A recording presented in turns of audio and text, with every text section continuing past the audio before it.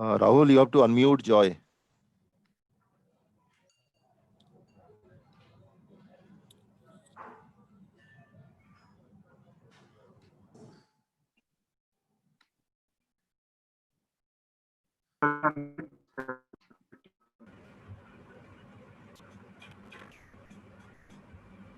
I guess you can hear me now.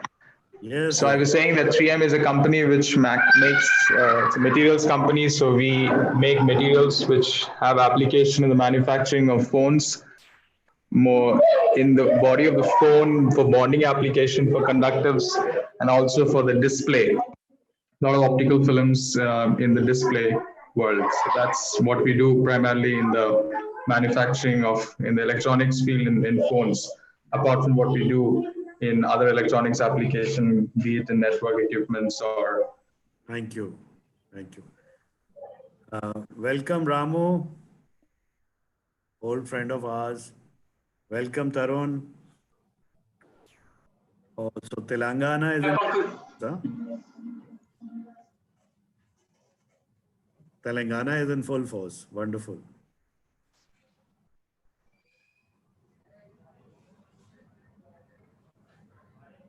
So this is basically, hard work to get you. He is the master of ceremonies today also. No, sir, I think I would suggest it's the entire ICA team. That's very, very nice of you. I didn't do much in this. So it's a wonderful work by you and a team essentially.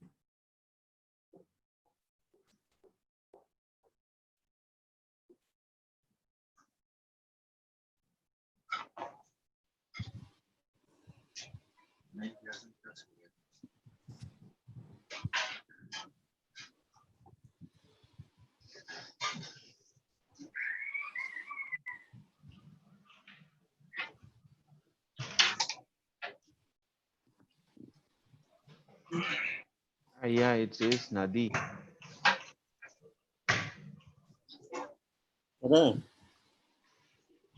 Comment the video conference. Talk to the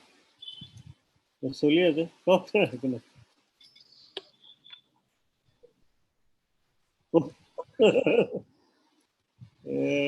তাহলে নমাই নমাই গৈ আছে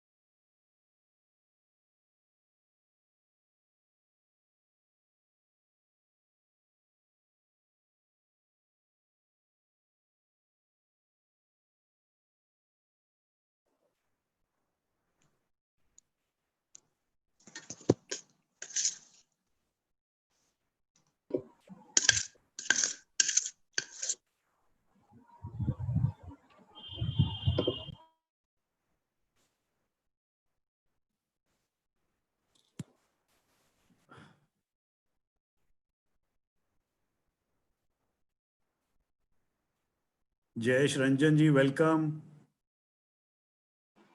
Hello, Pankaj ji. Good afternoon. Wonderful to see you. My pleasure to be with all of you. And Dr. Nath, welcome. Dr. Nath is from Assam. Welcome, Vijay. I hope things are good. All good, sir. All good. Thank you. Welcome, Prashant Bora. How are you? Good afternoon. I'm doing well. Thank you. It's a pleasure to be here with you guys. Thank you. Thank you, Anil ji. So you are going to make millions, hundreds of millions of batteries, huh?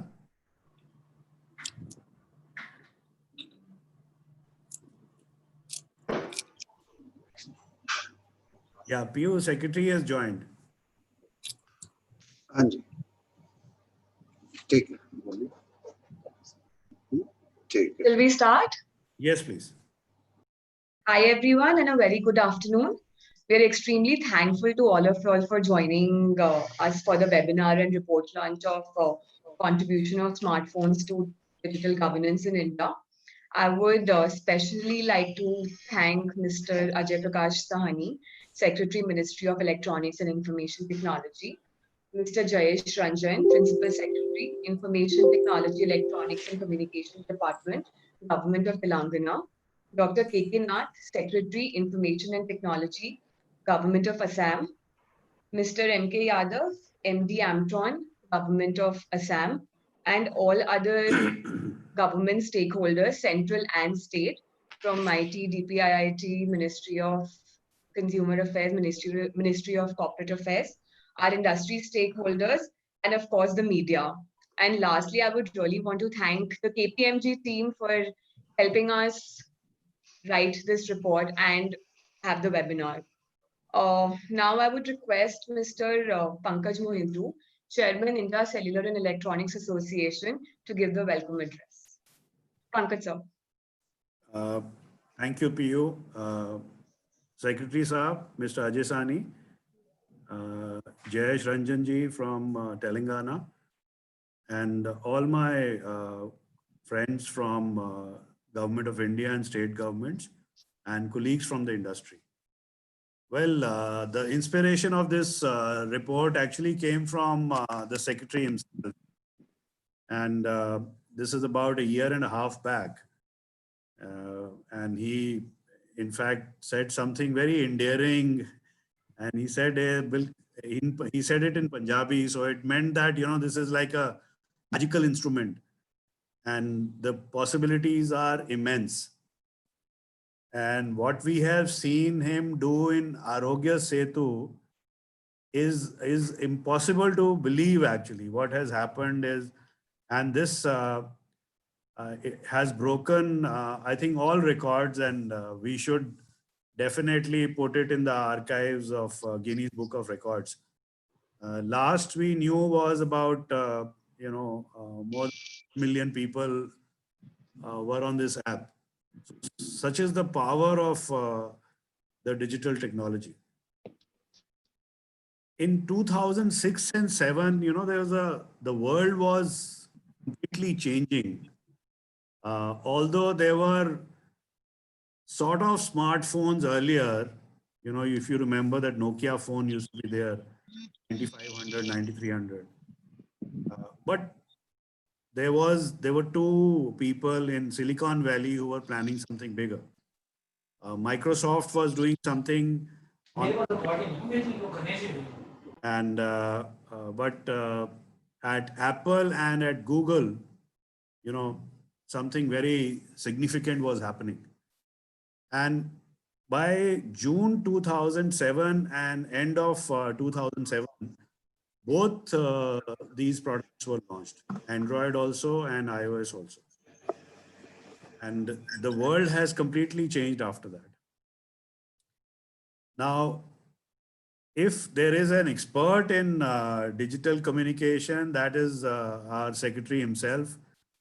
So when my team said, you please brief him, I called to brief him, but I had no words because, you know, when you are talking to somebody who knows 50 times more than you, it is difficult to brief. So I said, just, sir, it's like Sachin Tendulkar, you know, being told by somebody that, you know, this is how you have to bat. So I will completely leave it to him, actually. His vision on this is spellbounding. We are quite privileged that we have him here. Now, the challenges before us are that we have to take smartphone adoption to the rest of the country. There is a lot of work done in local languages, and I feel very privileged. ICA was in the center of this when we did the 22 local languages. But in the smartphone world, digital languages is like something like what Google Translate is, or, you know, the maps have to be on languages. The maps are currently on 7 languages. Then the assistants because of our complexity of 14 scripts and 22 languages, those are a few challenges which are there before us. And as the secretary said that, he keeps saying his theory that one thing we are never short of is challenges in India. So all sorts of innovation is possible, and which is happening every day. Piyu, I think we can have the presentation from KPMG first and then carry on from there. Thank you Sure, very sir. much. Thank you so much, sir. I would request Neha Chandra, Transformation and Technology Subject Matter Expert, to present the presentation, please. Neha?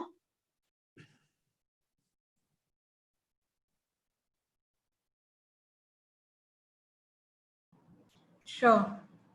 Thank you, Piyu. I hope my screen is visible to everyone. It is, Neha. You can go ahead.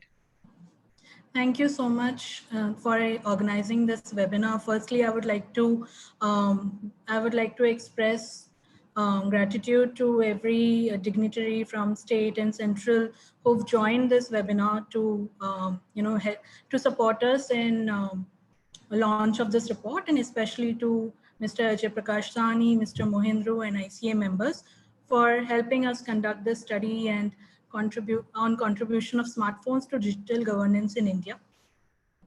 Without wasting any time, I'll just take you through the major insights of this report. So as we know, India is at the forefront of a digital revolution. And what we've gathered across the report is looking at how digital governance is really empowering the citizens and what the government has done to impact the digital infrastructure and digital delivery of services. We've gone ahead to really look at the e-governance as well as the m-governance services, which is essentially the digital services provided either through government portals or through mobile devices.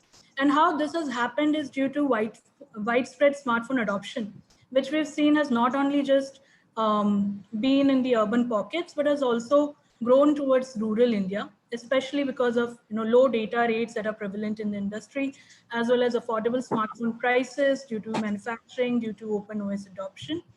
And what we are looking at is advancing towards a vision of being a digital nation, which can only be possible through smart and maximum utilization of smartphones. So if you really look at, why are we saying that smartphones are the key? There are about 830 million plus smartphone users we're expecting in India to be by 2022. India is already at #1 in terms of downloads in the world. 40% of internet users are really in rural India, like we said, and like Mr. Mohindru pointed out, that a lot of work has been done in vernacular, which has really pushed this number up. And 97. Hello. Sorry. Neha, continue. Yeah, and 97% of all our internet users are really accessing internet through mobile phone devices. Hence, we can say that smartphones are really ubiquitous, and they are the only way of reaching the masses. Acting as a mode of communication and information and discovery, smartphones are really enabling Indians, not just in urban India as well as in rural India, to interact more easily with the larger world. And they are acting as a major catalyst towards digitization. What we've seen across the last 3-4 years is 90% fall in data prices, which has led to around 4 times of jump in data usage. Today, an average user is consuming more than 11 GB on their phones per month, which was really not something we had visualized earlier. And this has been catalyzed by reduced smartphone prices, as I said, due to favorable government policies and open OS adoption, and 33% increase in rural internet users that we are looking at. So acting as a significant bridge between the government and the masses, the digital governance initiatives contribute to fostering socio-economic inclusion across all sections of the society. If we look at the policy push that the government is making, there have been two ways towards it, especially towards empowering citizens. We have seen through initiatives like Digital India, eKranti, and PGM Disha, wherein we are looking at empowering the citizens, educating 6 crore plus rural adults towards how to really use the phones, how to access or participate in digital governance, as well as empowering departments. There have been several initiatives like Meghraj, Mobile Seva, or e-governance app or Aadhaar, which has increased interoperability between ministries and departments. And due to use of open data platforms, smartphones, etc., this can lead to immense time and cost savings in terms of digital services. Dedicated COVID care center with about 121. So if you also look at what the states are doing, they have been instrumental in reaching the masses as well. They have, as part of this report, we also looked at benchmarking of digital readiness by the states. And the kind of parameters that we used were in terms of e-transactions per adult or e-services available. E-transactions in India have grown at about 77% CAGR in the last 3-4 years. And a lot of states have come up with initiatives which have acted as a landmark. So few initiatives that we've seen in Rajasthan, wherein 250 plus services are available online. Kerala, wherein 95% mobile penetration is already there, 3,000 offices are computerized. As well as in Telangana, wherein we are looking at 100% departments already implemented e-office, and a few states in Northeast like Assam, wherein 35 departments are offering around 405 services. So this has led to really a propelling of digitization initiatives and participative governance with the citizens.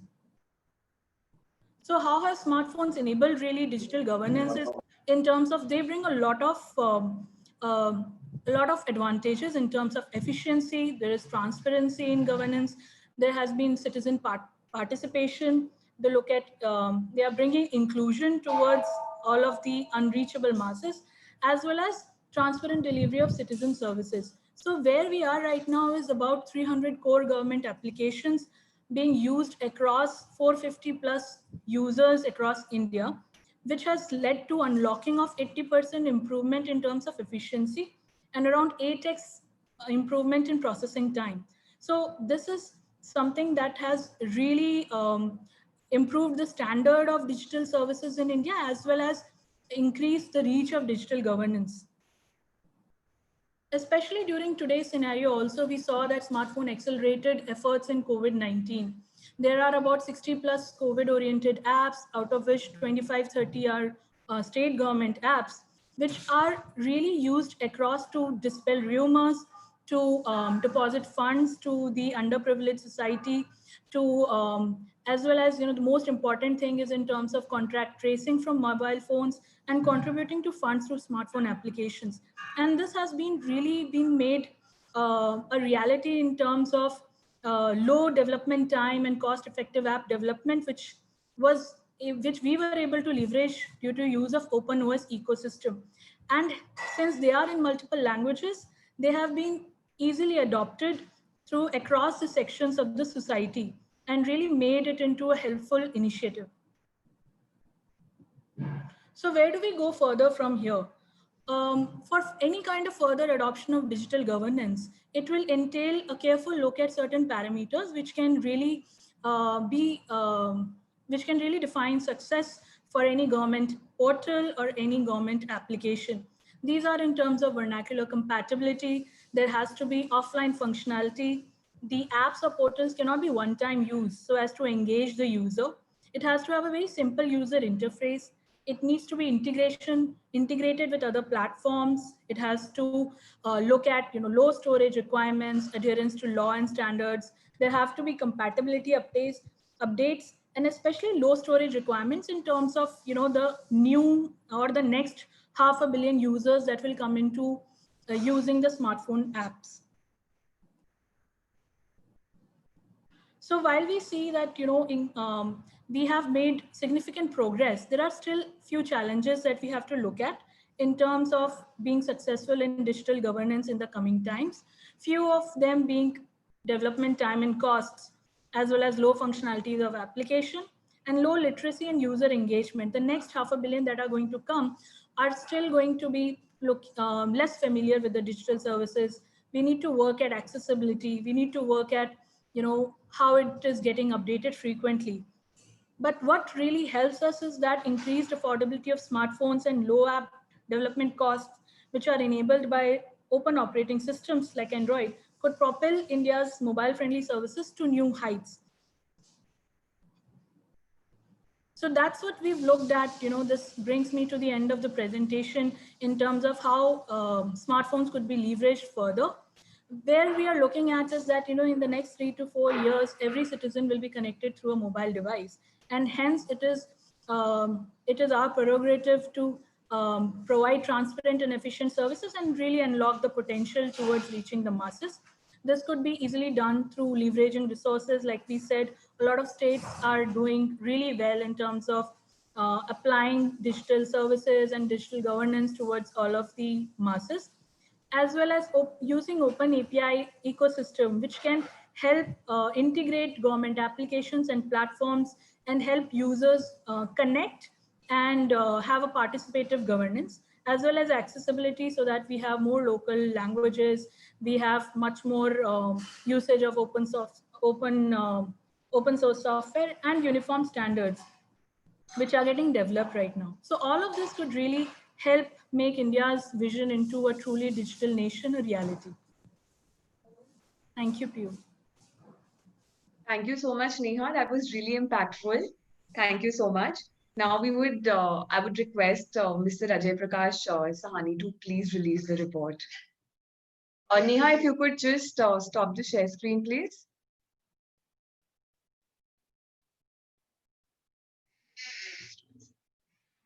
Neha? Yeah.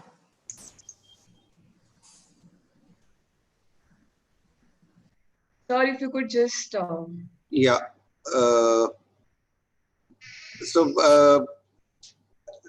You want me to speak about Sir, we would like you to... sir, currently we would like if you could just hold the report, sir, please. Okay. So, very happy to be among all of you, the leaders of the mobile phone, the electronics industry in India, and, those who are making a very different ecosystem possible in India. This is a wonderful initiative. Smartphone, as Pankaj ji was saying, is Jadoo ki instrument, and it's wonderful to be among those who actually are taking it forward, improving the smartphones, bit by bit throughout, and very happy to see this report, which is on contribution of smartphones to digital governance in India, which has been brought out in a very timely manner. So, do you want to first release the report and then take it forward, or should I speak about this? So whatever you are comfortable with and however you want it, sir. Okay, perfect. So let me talk about some of the thoughts that come to my mind around the smartphones. Pankaj ji has very kindly, talked about the success of Arogya Setu and how we have felt about, the entire journey of creating it and making it popular. And we always knew, the app ecosystem, and we are no strangers to creation of apps for various government services. So fairly large number of apps have taken shape over a period of time and are being used regularly by people in India. But the experience of the strength or the power of smartphones in the hands of people really becomes even more apparent when you are faced with a new and completely unknown challenge. Something that the humanity has not faced earlier, at least not in our lifetime. And all of a sudden, what I have seen happen in the past 3 months has actually changed me as a person and given all of us, I think, a very different kind of confidence. The very fact that about 15, 20 persons, people whom you can come across in Gurgaon, in Noida, in Bangalore, in Hyderabad, in Pune, in Chennai, you go to a mall and you will probably find, similar expertise, in their free time, moving around somewhere. It's just 15, 20, 25. Now we are probably about, 35, 40 who have contributed to this. But just about less than 20 persons coming together for 3 weeks' time and being able to build something which could go from 0 to 10 crore in a very, very short time, probably the record time globally. All this could happen because we have smartphones in our pockets, we have very low cost connectivity, and we have the ability to create new applications. We have the ability to tackle any kind of technology today in India. And this was just, one set of 20 persons or 15 persons that came together. If we start looking for similar sets of persons in India, I'm sure we can find thousands of teams of 15, 20, 25, thousands, tens of thousands. Suddenly you realize that when you bring them together with a clear purpose, with a clear direction, they can do magic. And that magic, of course, is facilitated by the availability of smartphones and cheap connectivity.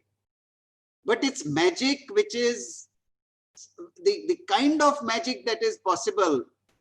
I think we haven't even started exploring. It's just the beginning of, we have gone through a very, very exciting journey before the pandemic came in, before 2020. We have had spectacular growth of use of data, spectacular increase in the number of smartphones, spectacular increase in coverage, 4G reaching small towns and villages, a huge resurgence of new kinds of services that become available through the mobile phone. It was the mobile phone which has helped us to navigate through this tense period now. Mobile phone, iPads, tablets, laptops, all of a sudden this was a lifesaver. It was no longer just an instrument. When everything else was taken away, what did we turn to? We turned to our mobile phones, we turned to our iPads, we turned to our laptops, desktops, to actually allow us to carry on as before. And a platform which is so remarkable that you can actually achieve almost anything with it, applying your imagination. So the two, the combination of, earlier we have seen smartphones, the way they have made a huge contribution to our digital payment ecosystem. They made a contribution to our confidently being able to use our digital identity, Aadhaar, in various ways. In opening bank accounts, in registering attendance, in getting new SIM cards. With all of that, it's the new possibilities, I think, are even more immense. More and more sensors, more and more capability. As we move into national digital platforms in healthcare, in agriculture, in education, in other areas, I think again, it is the smartphones which will help us take the power of the nationwide platforms right into the house, into the pockets of each and every person. So this is a journey that I am very excited to be a part of. And this time, the journey is not just the hardware part of smartphones. In India, we must work equally hard, even harder, on the software part of what goes into smartphones. You know, we have spent 5 years very productively, in which smartphones that used to get assembled, manufactured outside used to come into India. We were very happy users of those smartphones. With huge effort, and especially I would like to compliment ICA and the constituent, the members of ICA, in the contribution they have made towards making it Indian, making it in India, assembling it in India, designing some of them in India. It's time now, and I would like to mention especially to Pankajji, because once Pankajji accepts the challenge, then half my work is done. पहले उनको accept कराना थोड़ा सा मुश्किल होता है. तो equal amount of attention to what goes inside the smartphones in terms of the software and apps. In terms of the operating system, ज़्यादा बोल दिया? In terms of operating system, in terms of, you know, the most important apps that we turn to day in and day out. Pankajji, again, we have the same challenge that we were confronted with in 2014, 2015. That everything is being built and it is being brought into India. And we are very happy users of everything. I think it's time for us to start looking at smartphones, not just as the electronic part of what goes into the smartphones, but as the brains that go into the smartphones, the software that goes into the smartphones, the functionality that goes into the smartphones, and the app ecosystem that goes into the smartphones. So I would like, if there is one message that I can leave to this extraordinarily capable community that I am addressing today, that message is that we have reached a situation once again where we have an exceptionally powerful platform. You all are making that platform available to us. You are making an effort to grow the numbers. You are making an effort to reduce the price points. You are making an effort to propel it into each and every home, each and every person's pocket in India. It's time to start looking at what else goes along with that smartphone. And let's make sure that it is the finest that we can have globally. And a lot of it should have Indian DNA along with it. So with this, I would, like to again compliment Pankajji and the entire manufacturing ecosystem of India. You have given us amazing confidence in electronics. This month is a very happening month for us. And I have already told all the associations that next month onwards, the first introduction will be, have you applied under PLI or have you not applied? Only then an appointment will be given by anyone in government.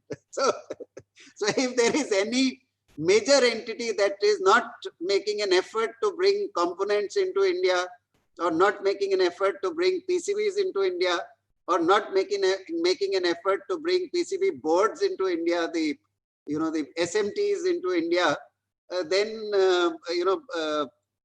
we will say that you are missing a very, very important opportunity. It's an amazing opportunity we have today of a massive and growing market, of huge appetite for anything digital, of huge appetite for better and better smartphones, and a massive appetite for the apps and other things that help us extract the best out of the smartphones. So with all this, thank you. Thank you for giving me this opportunity. Very happy to release the report. Very happy to dedicate it to the people of India. Thank you. Thank you so much, sir. Thank you so much for your insights. Sir, if you could just release the report now, please. If you could just... How is that to be done?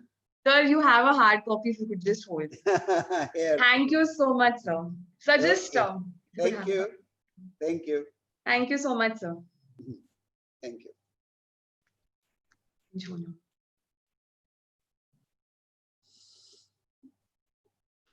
Now I would like to request Mr.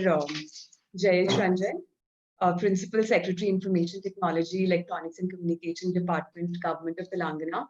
Sir, if you could please give us your perspective of how smart governance, e-governance, and m-governance has helped Telangana and the masses. Sure. Thank you very much. Good afternoon, Ajay Sani sir, my colleagues from Assam and Madhya Pradesh, Pankaj ji, and senior industry leaders from the telecom, the communications, the electronics industry. First of all, I'm very glad that ICA and KPMG have brought this very useful report. It gave a very important fillip to the country and all the states in particular in driving their m-governance agenda in the right direction with a proper approach. I'm also very glad that Telangana, some of the states have been given a chance to showcase their successes and what they have done utilizing smartphones as a very important instrument of furthering our m-governance objectives. I would like to share a few things which we have done very successfully in Telangana. In our IT policy, which we released in the year 2015, we provided a separate chapter on m-governance. We felt that time was ripe in the country because of the proliferation of smartphones and the fact that data plans are becoming cheaper and so on and so forth. And we felt that states should really take a lead in ensuring that m-governance happens using these devices. Some of you would know that the combined state of Andhra Pradesh and then the two separate states of Andhra Pradesh and Telangana are the leaders in e-governance. They are the ones who first started this concept called e-Seva, which was subsequently christened Me-Seva, and large number of G2 services are offered. In Telangana, for example, we offer 600 plus services to our Me-Seva centers. But when we decided to start this m-governance platform, we created what is called the T-App Folio. At that point in time, only Karnataka had something similar called Karnataka One, which also was facing lots of challenges. And subsequently, the national government itself has introduced Umang. So what we started in Telangana in some ways was the harbinger of these kind of initiatives. So T-App Folio was launched in 2018. And more than 225 of these e-governance services, some of the most useful ones, have been shifted to T-App Folio. And more than 10,000 transactions happen using these mobile applications on smartphone. And again, I'm very happy to share with you that particularly in the last 3 to 4 months, during this period when our Me-Seva centers were closed and there were lots of restrictions of movement, etc., the number of m-governance transactions on our T-App Folio, they have gone up by 36%. So I'm very confident that tomorrow, as more and more people realize the value of these kind of facilities, you are sitting at your home and everything is happening in a very secure way, there'll be more users. We have so far 7 lakh plus unique users of the T-App Folio. And as I said, 225 plus services are offered. We are in the process of rolling out another 30 services, mostly pertaining to the transport department. And there are certain departments where you don't need to visit any government office or share any paper or go anywhere to collect anything physically. Everything is possible through the T-App Folio on the smartphone. And the T-App Folio its success has been really celebrated. It has won the best mobile app for citizen service delivery under different platforms. But the most important award, which gives lots of satisfaction to me personally, is the award we won last year, which was given by the CISO MAG, which was the award for the most secured mobile app for citizens. See, today we are, as I said, we are at 7 lakh. Potentially, we can be at 70 lakh also.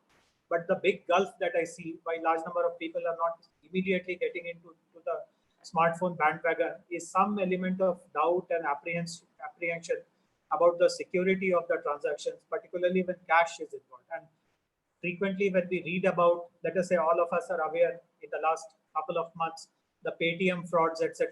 I mean, that creates much more apprehension to people about what exactly will happen to the safety of the amounts which they are transacting using these apps and using the mobile governance platforms. So we must ensure that there is a very strong cybersecurity feature, which we ensured in our T-App Folio right from day one. And now when we get these kind of recognitions and awards that this is the most secure mobile app for citizens, we feel very, very proud about it. The last point which I would like to mention is that last year, again in 2019, Telangana has started a very unique initiative, again using the T-App Folio, the mobile e-governance solution, which is a real-time digital authentication of identity using the smartphone. All of us know that pensioners, those who receive pension from the government, every year they have to prove to the pension-giving authority that they are alive.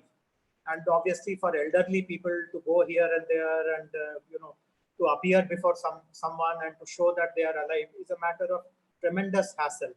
We created a very interesting solution, which is called Pensioners Life Certificate Through Selfie, PLCS. And using this solution, a pensioner just needs a smartphone. It needs to click a selfie, and the solution has facilities to check whether the selfie is live or not. So the liveness of the selfie is detected. It also uses AI, big data, machine learning, deep learning, and has become a very important part of our T-App Folio. More than 30,000 pensioners, almost 15% of the total pensioners in Telangana have joined this concept, and they are using this very effectively. So we can use smartphones to also resolve other pain points of people, as our PLCS has shown. And again, as I said, it has started receiving awards and recognitions, etc. And we feel very happy about it. So I'm glad that ICA is giving this big push on how smartphones can actually come for effective service delivery and improve governance standards.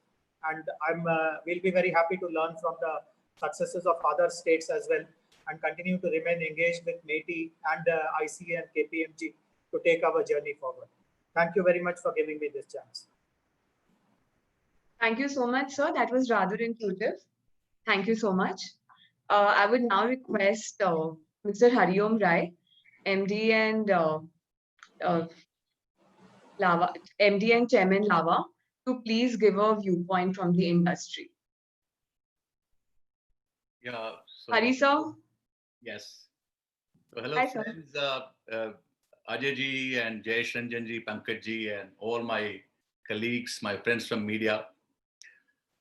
I would like to share a perspective which may be a little different, and it's more about why we have changed from animals to humans. The only reason why we have changed is because we learned the language. And while animals passes the information from the DNAs and chromosomes, and as we learned the language, we started passing the information and knowledge by the language, and therefore we started growing. And that is the only reason what created a divide, or how the human race progressed. So today, in our country, a lot of people have been left behind. We have failed them as leaders of industries, political leaders, government leaders. We have failed them together, and they have been left behind. what we can do today to actually bridge the difference between haves and have-nots is by giving them access to the internet, and mobile phones is the only way to give them access to the internet. What I believe is that the kind of knowledge and information which will then proliferate to the lowest level, because finally it's, the real divide between haves and have-nots is not money. Money is the process of creation of the knowledge. If we create knowledge, whether we want, money, respect, love, power, whatever, it is just the balancer of knowledge. And therefore, the excess of internet, excess of knowledge through smartphone will change the country in two respects. One, people will create value for themselves. Second, they will not allow leaders like us to divert their attention into different directions. They will want us and they would need us, and they will ensure that we perform or will perish. This is the most important instrument, therefore, to actually grow the country from the bottom if we have failed them from the top. Lastly, I would say that as a industry, what we are doing and what are the possibilities for us. India is a country with 18% of global population. We have just 3.5% of the global GDP, and the potential what we have as a country is to increase the GDP. However, to do that, what we need to do in terms of our industry, we are looking at going forward, serving these people. So about 450 million users are still using feature phones. There is a great opportunity for us to convert all these feature phones into smartphones. And the outcome of this is growing India growing to a very different level. An outcome of this is, if we are able to change this, we are doing about 200 million smartphones at the moment in the country annually, roughly. With the PLI policy, we have come up with a lot of exports. Let's say about 100 million plus exports is going to come. And if we want to focus on our people and their demand, and if we can somehow cater to this demand, we will be doing about 600 million smartphones from India. When we'll do 600 million smartphones from India, there'll be no industry, no value chain which will not be there in India. We are talking about value addition. The value addition is going to be there. And then, whether we are talking about the platform or the OS or the software Mr. Sani talked about, I think it's just the process, it's just the outcome of the proliferating ecosystem. And then I don't think anything will be away from us. So looking forward to that. Thank you. Thank you so much, sir. I think this is something that all of us should remember and all of us should follow. Thank you so much. Now we would request the media to ask any questions, and I would request if you could please post your question on the chat box. It would be easier for me to read it out and ask. In the meanwhile, Ajay sir, we have a question already. May we ask you, please, sir? Sir, Arogya Setu app has made people informative and diligent about COVID-19, and it really helped during this time. So we would like to understand, would the government bring such initiatives to strengthen education, agriculture, skill sets, and would the open OS ecosystem help in that? Absolutely. So actually what we have been doing on the electronic space, my friends from electronic side are very familiar, but on the software side and the e-governance side, I think there have been a large number of initiatives which are noteworthy. We have India Enterprise Architecture that we published some time back, which basically indicates how all the as an enterprise, and not just government as an enterprise, India as an enterprise. How do we, create our digital solutions in such a way that the entire ecosystem is thought through? It is like, going to you are going to build a city, you have to have a master plan for the city. What will come where? How will the transportation work? How will the electricity reach everywhere? How will the water supply reach everywhere? How will sewerage be carried away?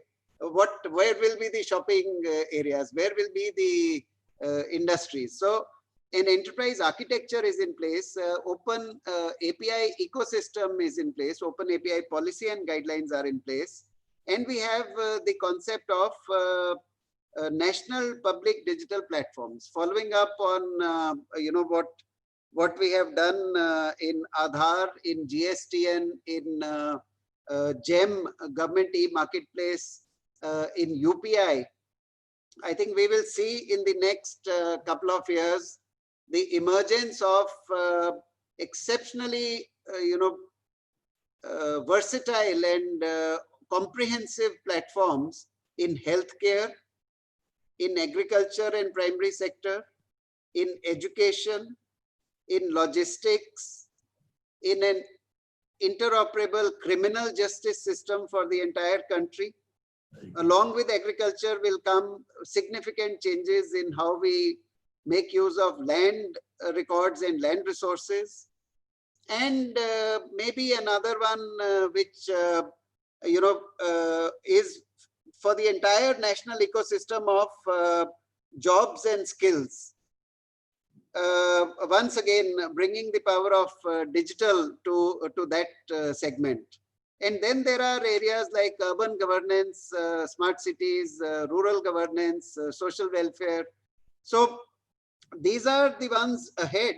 But the first few themselves, I think we will be creating an emphatic and powerful statement of what can be done in India. We expect each one of these digital platforms to provide a large number of services, but more than providers of services, these are motherships of innovation. These are motherships of products. These are motherships of new companies. These are motherships of new thinking. These are laboratories where every single emerging technology can be used for the benefit of India and Indians. So that is what lies ahead, and glad to have all of you along with us on this journey. Thank you, sir. Jayesh, sir, there's a question for you. Sir, hello? Hello? Am I audible? Yeah, you are audible. Yes.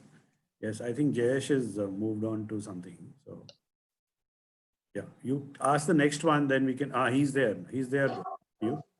Okay. Jayesh, sir, there's a question for you. Sir, the media would like to know that what are the challenges that was faced while adopting the digital governance? See, there are two ways of answering this. One is that when you are developing the T-Act folio, then obviously we did have a model to look at, which was the Karnataka model. It is called Karnataka 1. And when we evaluated Karnataka 1, we found that there are, I won't say loopholes, but there are certain things, certain features which could have been improved further. So while development, we took care of all those things. So for example, T-App folio is the only facility through which you can receive documents today. So if you want to apply for a certificate, the certificate application, the entire process of booking it or its receipt through a courier, etc., can all be done using the T-App folio. And then in my earlier speech, I alluded to the security features. Unless you give 100% assurance that everything is foolproof, there'll be no hera-feri even of 1 rupee. Till then, you will not be able to develop that confidence. So while developing, we took precautions and care that it should be a very robust system, and the versatility. It is, of course, smartphones are the most appropriate, but it can work on feature phone also.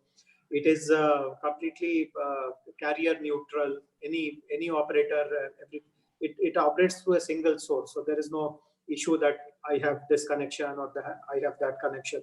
So all those things have been taken care of. While looking at the supply side, like who are the people who are going to use it? So we have to promote these kind of apps through multiple campaigns. Fortunately, when the demonetization happened and a big push was given to digital financial transactions, T-Appfolio came very handy, because at the same time, we introduced an instrument called T-Wallet. So we were able to tell them that these are bunched together. There are apps, but there is also a payment gateway to take care of these payment-related issues. So, I mean, I won't say challenges, but we learned from the experiences before us, and we were able to come out with a product and a solution which today, in my opinion, meets people's requirements quite effectively. So, thank you so much, sir. So the next question from media, it's from Vaishali from Electronics Maker, and she would like to know that under Digital India initiatives, how is mobile payments platform rising in India? What is the status during COVID-19? If someone could. I think it's risen quite significantly and actually expanded to fill the gap, that was created by absence of movement of people to banks and, of course, the number of transactions in terms of overall number of transactions, not, physical transactions have gone down very significantly, and the electronic transactions have basically taken their place. And even apps like, I'm not exactly sure, because this has come off, with unexpectedly. I'm not sure of the percentages, but there has been a significant improvement in a number of transactions being performed electronically. And we are in between, there was a dip, and then I think we are back to pre-COVID levels, and we have grown from there again. So, as we move forward, better and better services are coming in, more and more sophisticated services are coming in, and UPI instruments are becoming even more powerful and more used by all of us. So digital payments, we continue with tremendous amount of commitment. We believe we have one of the finest ecosystems across the world, and it will continue to be so. And this will be joined now by other digital platforms, which will incorporate digital payments in their design itself. Thank you so much, sir. Sir, there is another question that, sir, smartphones is meant for class that can afford these devices. So what about the people who are at the bottom of the pyramid who still use feature phones? Very profound, very nice question. This is from Prasoon, right? PTI? Correct, sir. Correct, sir.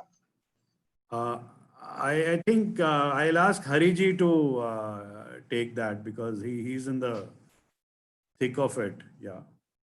Hariji, can you take this, please? Yes.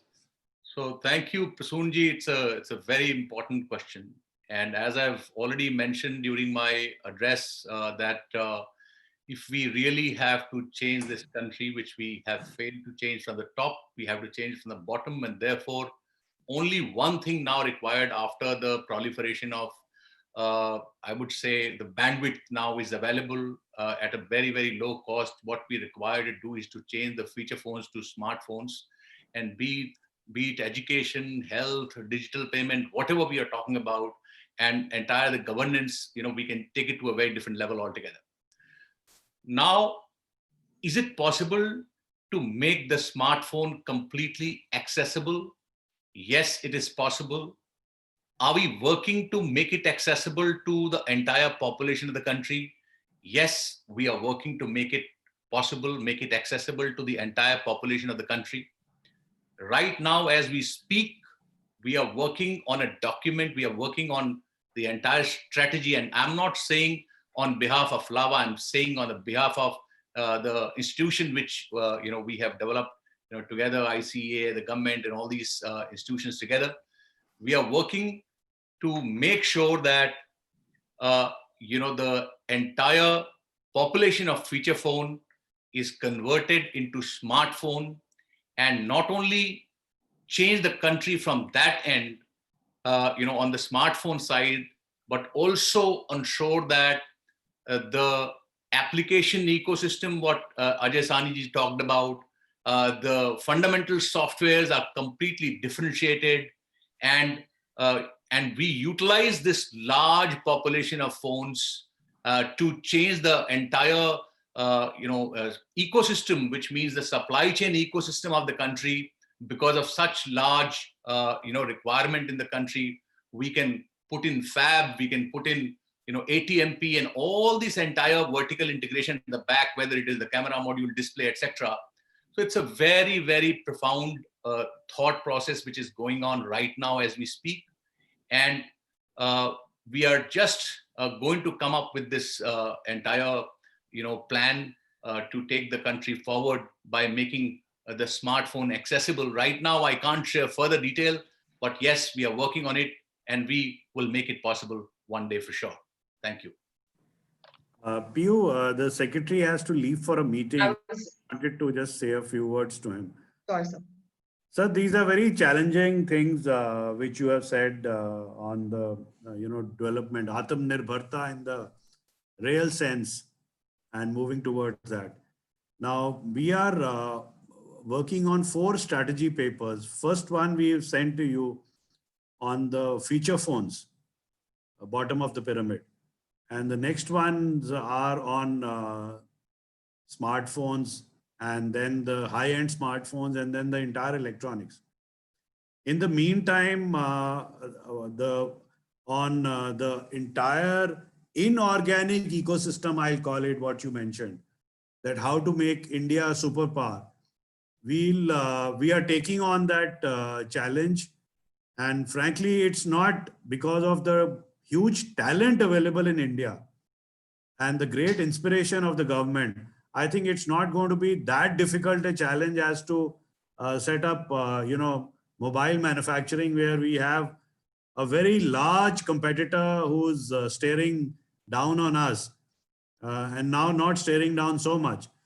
So I think we will take this on, and you will hear from us very soon. We'll put it together, a strategy, and move to. So we are taking on that challenge.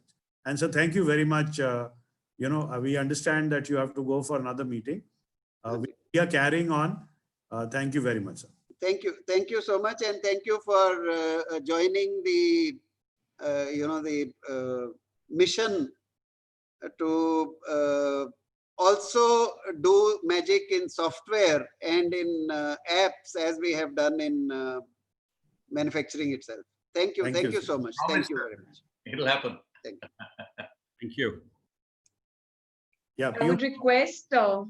Ajay Mehta, Global Vice President at HMD Global Nokia Mobiles, to give the word of thanks, please.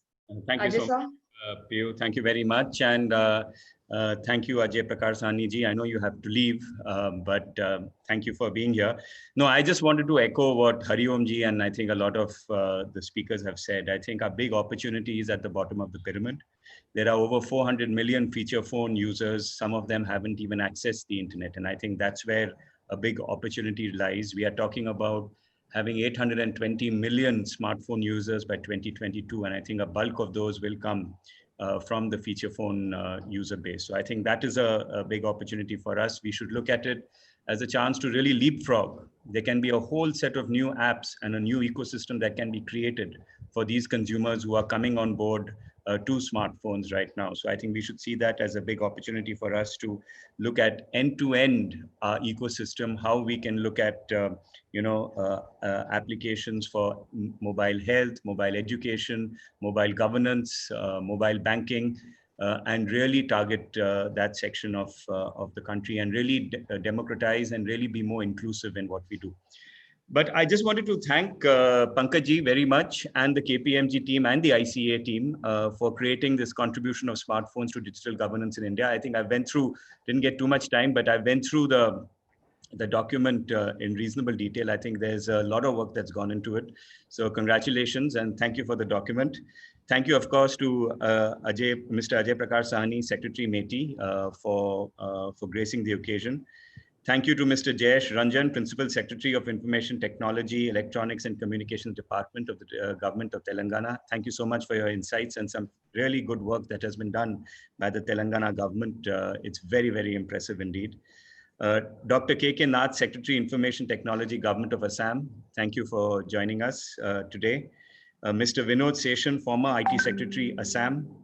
Mr. M.K. Yadav, MD, Amtron from the Government of Assam. Thank you for your presence. I would also like to extend a big thanks to all the central and state government officials. I know you've taken time out of your busy schedules to join us here in this launch. So on behalf of ICEA and the industry community, thank you very much for being here. Of course, the friends from the media. I know, again, very busy times now. There's a lot going on. There are a lot of other things to cover. But you've taken time from your busy schedules and joined us here. I think we are very grateful and thankful for you to do that. And last but not the least are the stalwarts that make this industry happen. So thank you to all the stakeholders of the industry for being here. Thank you for joining us. I think we are all in it together. There's a huge opportunity in front of us. I'm really excited about it. We've been, I don't think we've had this kind of an opportunity in a long time.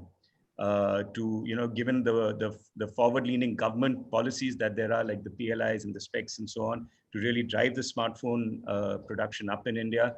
Also, the interest there is, like Mr. Sahni said, in terms of building the apps ecosystem and the software ecosystem. I think that is something that can really gain impetus now in the COVID scenario, because as you know, remote working and app development have become so important. So I think this is a really a watershed year in the industry, I would say, in many ways. It's very much takes me back to the days when smartphones were coming into the market. And I really look forward to being a part of this exciting journey. Again, thank you, Pankaj and Piyu, for having me on this session, and have a good evening, everybody. Thank you. Thank you so much. Pankaj sir, Hariom sir, there are more questions from the press, from the media. If you all could please answer. Yes, please carry on. We are happy to answer. This one is for Hariom sir. Hariom sir, this is from Prasoon. He's asking, what is the timeline that the industry is looking for taking smartphone to people at lower rungs? No, so I think in about next 60 days timeline, we would be very clear. I'm saying after 60 days because it's a very big change which is going to happen. And it will happen only once we are very clear end-to-end on the entire strategy, structure, process, system, how this is going to work, etc. It is underway. Once we are very clear on this, we'll share with you the timeline as well. I can only share right now that it is not too far. It is under the radar right now, and it is bound to happen. Bear with us for another 2 months for us to share the timelines. Thank you.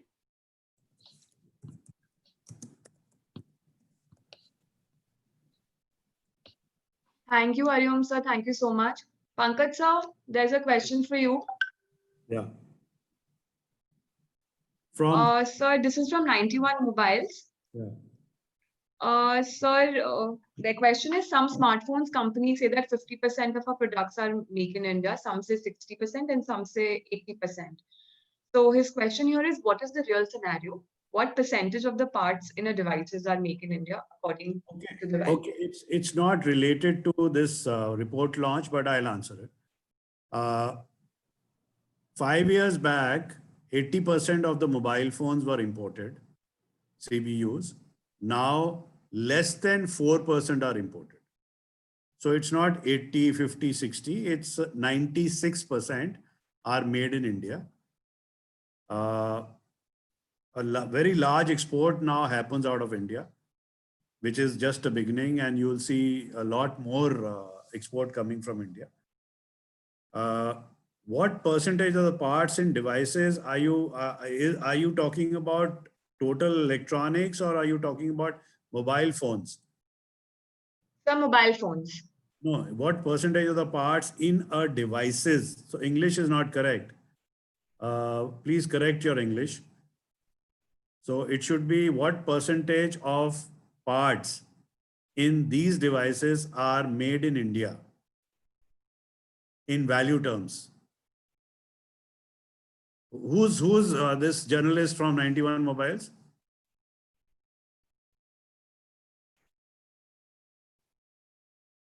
Who's the journalist? If Please Deepthi, if you could. Please send me in proper English, then I'll answer the question. Sure. Sir, we have one last question for you. Sir, if you could let us know that how the open OS ecosystem has helped the app developers and the e-governance and smart governance and digital governance in India. See, the open OS system is a very profound idea. And this, as I said, in 2000, 2007, a clear segmentation happened that a very premium phone ecosystem came and a mass ecosystem came. And along with that was the democratization of the semiconductor ecosystem, where earlier you had to, build upwards, but now the system architecture is given, and Anku is here. He could have spoken a lot more about this. So this changed the entire character of the mobile phone industry. And you saw more than 1,000 companies coming in. Most of them have shut down now. It's a very consolidated industry. So we give a lot of credit for this massification of the entire ecosystem to the open OS. Thank you, sir. Sir, one last question. Sorry, sir. Sir, Yes. it's from Prasid Banerjee from Mint. Yes. Sir, his question was actually for Ajay, sir, but they would want you to answer it, sir. So since the government banned the 59 apps, lots of users were left without a home, and it takes a long time for such apps to grow. Given that the Indian alternatives are small and new, what will fill the void? Also, how will government help app makers sustain over the time it takes to actually build an app, especially in payments, social media, and other popular sectors? That is a action taken in the interest of national security. So I would not like to answer that question. And this question will be best answered by our cabinet minister. And if he has permitted, then the secretary can also answer it. But I would desist from answering this question. Thank you, sir.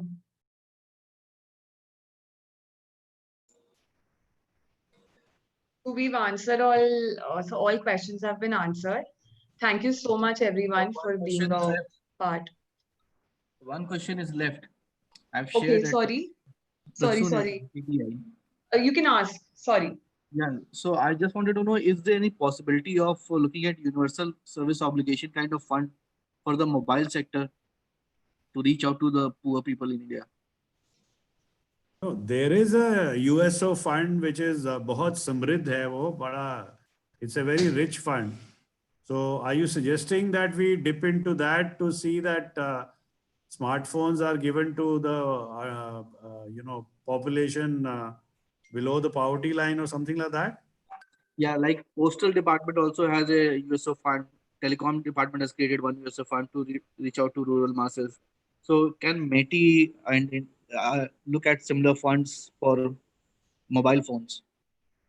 I think it's a wonderful idea. I think we will crystallize it and take it to the government. There is no thought like that, but you have given a thought, so let's take it to the government. Thank you.